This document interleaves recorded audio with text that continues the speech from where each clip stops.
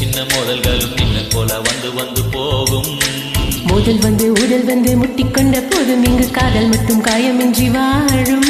இது மாதங்கள் நாட்கள் செல்ல